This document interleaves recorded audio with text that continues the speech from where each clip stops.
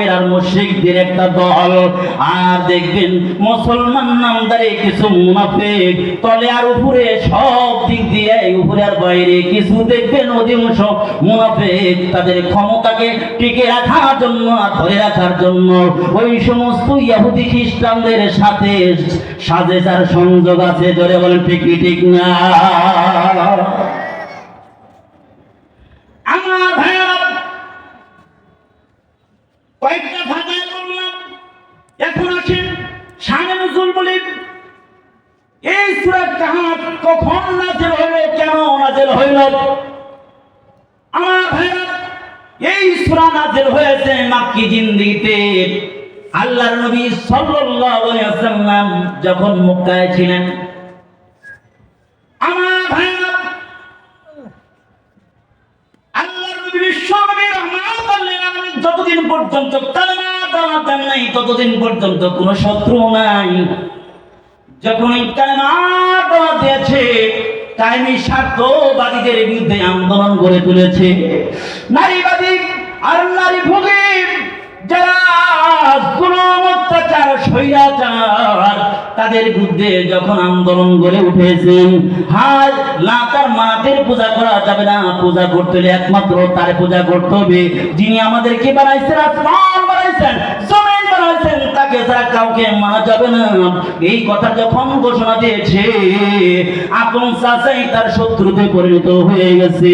ওই মক্কার লোকেরা কাফের লোকগুলোই তারা আলামিন উপাধিতে ভূষিত করেছিল, তারাই এখন প্রাণের শত্রুতে পরিণত হয়ে গেছে। হয়েছে কি হয় নাই? জোরে বলেন হয়েছে কি হয় নাই? আপনিও যদি ইসলামের পক্ষে কথা বলেন, হক কথা বলেন, হকের আওয়াজ দেন, দেখবেন আপনার ভাতিজা আপনার বিরুদ্ধে আন্দোলন করবে, আপনার ভাতিজা আপনার বিরুদ্ধে বলবে, আপনার চাচা আপনার বিরুদ্ধে বলবে, আপনার চাচি আপনার বিরুদ্ধে বলবে। বলবে কি বলবে না? জোরে বলেন। এমনকি এলাকার লিডার পর্যন্ত আপনার শত্রু হয়ে যাবে। হুজুর এত বেশি বুঝতেন না, অন্যরা যেইভাবে ওয়াজ করে, কবরের ওয়াজ করলে কি সমস্যা, নামাজের ওয়াজ করতে পারে না, আসমানের ওয়াজ করে না, জমিন মাটির নিচের ওয়াজ করেন, তাতে সমস্যা কি?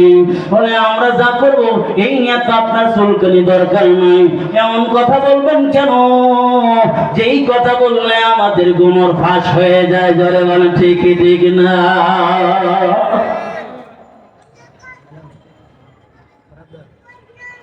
আপনাদের কষ্ট হয়ে গেছে?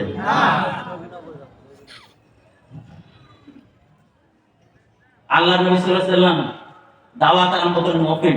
যখন ওপেন দাওয়াত আরম্ভ করছে, মুসলমান হইতাছে, এটা পাগল হইলে আর টিকাইতে পারলো না। হযরত মুসলমান বলছে, পাগল সাবধান, এখানে একটা পাগল আছে, যাইও না।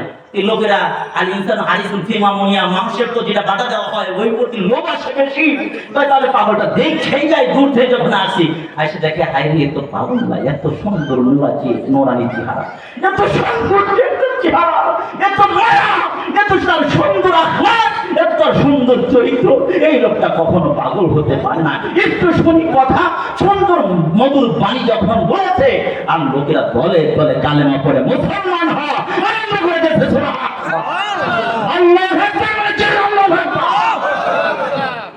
এখন তো তাদের মিশন সফল হয়ে গেছে না। এখন তারা বলে একটা কাজ করো, মদিনার মধ্যে আহলে কিতাব আছে, ইহুদি আছে, সারা পৃথিবীতে ওই যে ইসহাক আলাইহিস সালামের সন্তান ছিল ইয়াকুব আলাইহিস সালাম, তার 12 সন্তান, এই 12 সন্তান থেকে বর্তমান যে নেক্সট জেনারেশন, পরবর্তী নেক্সট জেনারেশন, এরা হলো ইহুদি গোষ্ঠী। ওই এক ছেলে ছিল ইয়াহুদা, ইয়াকুব আলাইহিস সালামের এক ছেলের নাম ছিল ইয়াহুদা, তার থেকে ইহুদির আজকে জন্ম। গোটা পৃথিবীতে সবচাইতে উশৃঙ্খল এক জাতি, তার নাম হলো কি? জোরে বলেন, তার নাম কি? গোটা বিশ্বে দেখেন যত অস্থিরতা, পিছনে এর মূল চাবিকাঠি হচ্ছে ইহুদিরা। আমার ভাইরা কয়েকদিন আগে একটা ফুটেজ দেখে, হাসপাতালে পর্যন্ত রোগীদের উপরে বম্বিং করে হাজার হাজার মানুষদেরকে, নারী পুরুষদেরকে তারা বিদায় করে দিচ্ছে। আমাদের আর কান্না রোল পড়ে যাচ্ছে, আকাশ জমিনে তার বাড়ি হয়ে যাচ্ছে। এমনকি একটা ছোট্ট মাসুম বেগুনা একটা মেয়ে খোলা আকাশের নিচে আছে, সেই বাড়ি ছেড়ে দিয়ে কাঁদতেছে আর বলতেছে, আল্লাহ তোমার কাছে বিচার দেই, গোটা পৃথিবীতে কি কোনো মানুষ নাই? আমার বাবাও শহীদ হয়ে গেছে, মা শহীদ হয়ে গেছে, আমার বোন শহীদ হয়ে গেছে, আমার ভাই শহীদ হয়ে গেছে, কার কাছে আশ্রয় নিব? আশ্রয় নেওয়ার মতো কেউ নাই, খাবার দেওয়ার মতো কেউ নাই। আজকে গোটা পৃথিবীতে কি কোনো মুসলমান নাই?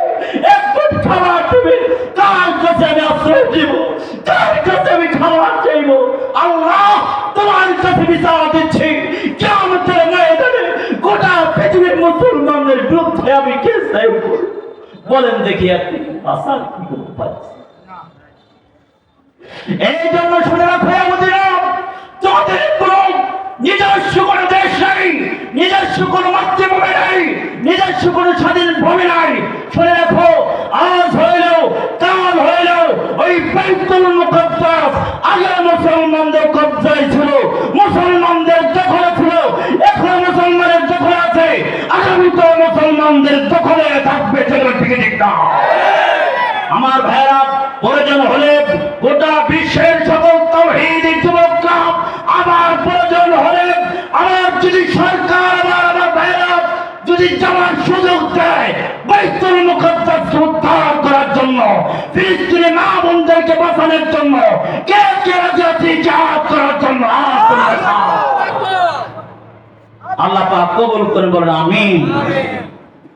আমার ভাইরা, এরা মদিনায় পাঠায় দিল লোক, এই লোক সেন্সন করলো, নির্ধারিত করলো দুইজন, নজর ইবনে হারিস, উকবা ইবনে আবি মুঈত, এই দুইজন ছিল সমাজের চালাক লোক।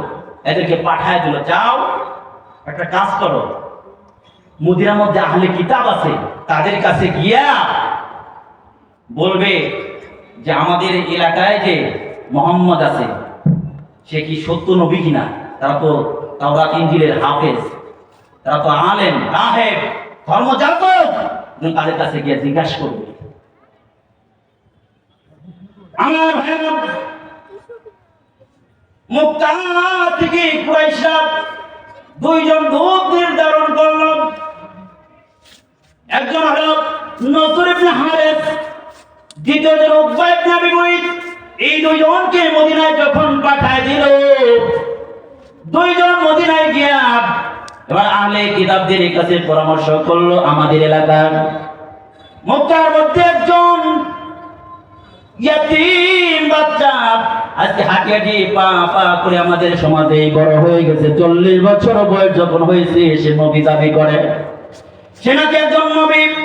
তাহলে আমাদেরকে বলেন, তাকে পরীক্ষা করে দেখবো আসলে সে নবী কিনা। তাহলে আমাদেরকে একটু পরীক্ষার ব্যবস্থা করে দেন, কিভাবে পরীক্ষা করবো? আহলে কিতাবরা শিখায় দেয়, তাহলে 3টা প্রশ্ন করবা, ওই মুহাম্মদকে 3টা প্রশ্ন করবা। এই 3টা প্রশ্নের উত্তর যদি দিতে পারে তাহলে বুঝতে পারবে নবী এবার হক সত্য নবী। আর 3টা প্রশ্নের উত্তর যদি না দিতে পারে তাহলে বুঝতে হবে সে সত্য নবী না ভণ্ড নবী। আমার ভাইয়েরা, 1 নম্বর প্রশ্ন, ওই যুবকরা কারা? অনেক আগে প্রাচীন কালে যারা ঈমান রক্ষার জন্য দেশ থেকে হিজরত করে গুহায় আশ্রয় নিয়েছিল, তারা কারা? 7 জন যুবক যারা নিজের দেশ হিজরত করে ঈমান বাঁচানোর জন্য হিজরত করে গুহায় আত্মগোপন করেছিল, তারা কারা? 2 নম্বর, ওই বাদশাকে, যে বাদশা গোটা পৃথিবী সফর করেছিল, তার নাম কি, তার বৃত্তান্ত কি? 3 নম্বর প্রশ্ন হইল, 3 নম্বর প্রশ্ন হইল রূহু কোন জিনিস? এই 3টা প্রশ্ন করবে নজর ইবনে হারিস, উকবা ইবনে আবি মুঈত, দুইজনে সে কুরাইশদেরকে জানায় দিল। কুরাইশের প্রতিনিধি দল এসে আল্লাহ নবী বিশ্ব নবী রাহমাতাল লিল আলামিনকে যে প্রশ্ন করলো, ইয়াসআলুনাকা আনির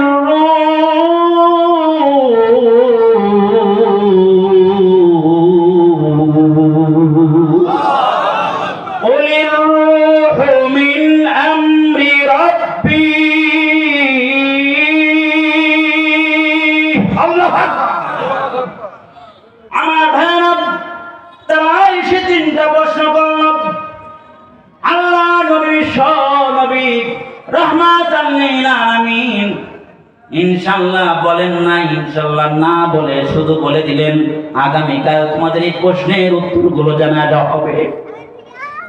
আল্লাহ নবী তার বিশ্বাস হলো আল্লাহ তাআলা জিবরাইলের মারফতে জানা দিবেন, উত্তর দিয়ে দিবেন। আল্লাহর নবী বিশ্ব নবী রাহমাতাল লিল আলামিন ইনশাআল্লাহ বলতে ভুলে গেছেন, বলেন নাই। উম্মতদেরকে তালিম দেওয়ার জন্য আল্লাহ তাআলা এই রাস্তা বের করেছেন। একদিন নয়, দুই দিন নয় দোস্ত, 15 দিন পর্যন্ত হি বন্ধ। 15 দিন পর্যন্ত আর জিবরাইল দেখা করে না, জিবরাইল আর মক্কা আসে না। আল্লাহ নবী বিশ্ব নবী রাহমাতাল লিল আলামিন অস্থির হয়ে গেলেন, ব্যাপার কি এখনো জিবরাইল আসে না? তাহলে তারা তো উত্তর না দিতে পারলে তারা তো আমার বিরুদ্ধে উচ্চারণ পাবে। একদিন, দুই দিন, 3 দিন, 4 দিন, 5 দিন হয়ে গেল। যখন এই লম্বা টাইম যখন হয়ে গেল দোস্ত, তখন কি করলো? তারা কুচ্ছারটানো আরম্ভ করলো। কুচ্ছারটানো আরম্ভ করলো, এরা উত্তর দিতে পারবে না।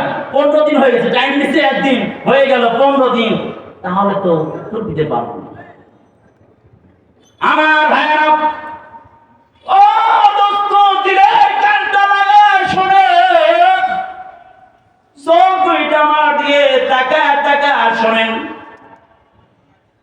আল্লাহ নবী নবী রাহমাতাল লিল আলামিন অস্থির হয়ে যাচ্ছেন। হায় হায় হায়, 15 দিন হওয়ার পরে আল্লাহ তাআলা বলেন, হে জিবরাইল, আর কোন না দেরি, যাও বা তাড়াতাড়ি মক্কা নগরীতে যাও, ইয়া আমার নবীকে জানা দাও কারণটা কি এত দেরি হইল। এর কারণ হইল তুমি তো ইনশাআল্লাহ বলো নাই, এই জন্য উম্মতদেরকে তালিম দেওয়া হইলো আগামীতে ভবিষ্যৎমূলক যত কাজ করবে তার সাথে কি বলবে, জোরে বলেন ইনশাআল্লাহ।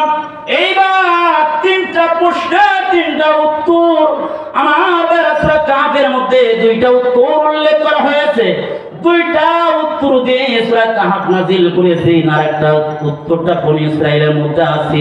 যে আয়াতটা বললাম আল্লাহর নবী বিশ্ব নবী রাহমাতাল লিল আলামিনের উপরে, আমার ভাইরা সূরা বনী ইসরাঈলের মধ্যে জানায় দেওয়া হয়েছে, ইয়াসআলুনাকা আনির রূহ, তারা রূহ সম্পর্কে জিজ্ঞাসা করেন। হে নবী জানায় দেন, রূহ আর কোনো জিনিস না। একটা মানুষে কাটলে কোনো জিনিস পাওয়া যাবে না, আলাদা কোনো হ্যান্ডেল মারে না, আলাদা ওখানে কোনো স্টিম নাই, ওখানে কোনো কিছু নাই। এই যে মেশিন যখন চালু দেয়, মেশিনের মধ্যে আলাদা কোনো মানুষ নাই, কিন্তু স্টিম তৈরি হয়, চলতে থাকে। মানুষের মধ্যে এমন কোন স্টিম হয় না যে স্টিমে মানুষগুলো একাই চলতে থাকবে, শ্বাস প্রশ্বাস হতে থাকবে। বলে প্রত্যেকদিন 24,000 এই যে শ্বাস প্রশ্বাস এই যে বান্দা নিচ্ছে, এটা অন্য কোনো কিছু না, এটা হলো কুলির রূহু মিন আমরি রাব্বি। হ্যাঁ নবী জানা দেন, এটা হলো আমার আল্লাহ তাআলার আদেশ। আমার আল্লাহ তাআলার আদেশ যতদিন থাকবে এই মানব দেহটা চলতে থাকবে, এই পুতুলটা চলতে থাকবে। আর আল্লাহ তাআলা যখন হুকুম থাকবে না, তখন আর মানুষটা চলতে পারবে না, লাশে পরিণত হয়ে যাবে। ঠিক কিনা ভাইরা? আমার ভাইরা, আল্লাহ তাআলা ওই যে যুবকগুলো নিজের ঈমান হেফাজত করার জন্য 7 জন যুবক নিজের দেশ থেকে ঈমান হেফাজত করার জন্য, রক্ষা করার জন্য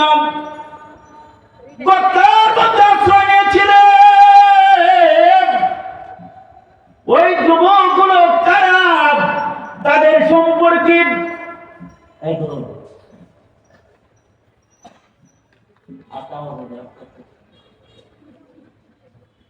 সবাই যেমন আল্লাহু আকবার চলবে না থামবে? তাহলে আওয়াজ বন্ধ হয়ে গেল। আমি একা ছিল, না তাকবীর, আমাদের নারে তাকবীর।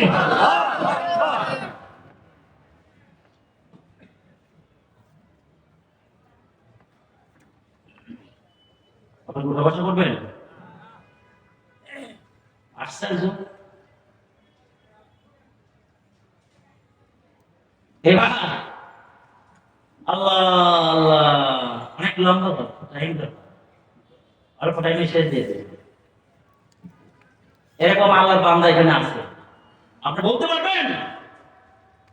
এমন আল্লাহর বান্দা আছে যারা জামাত কাজা হয় না, সুন্নাত তরক হয় না, এমন আল্লাহর ওলি এখানে আছে। আমার অন্তর সাক্ষ্য দেয়, আজকে আল্লাহ পাক দোয়া কবুল করবেন ইনশাআল্লাহ।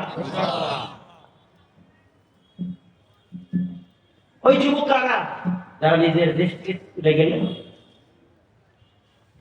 আল্লাহ তাআলা জানালেন, হে নবী, আমি আপনাকে জানাই দেই, তাদেরকে এবার হাতে কলমে ধরে ধরে উত্তর দিয়ে দেন। আল্লাহ রাব্বুল আলামিন নাযিল করে জানাই দিলেন, নাহনু নাকুসসু আলাইকা নাবাহুম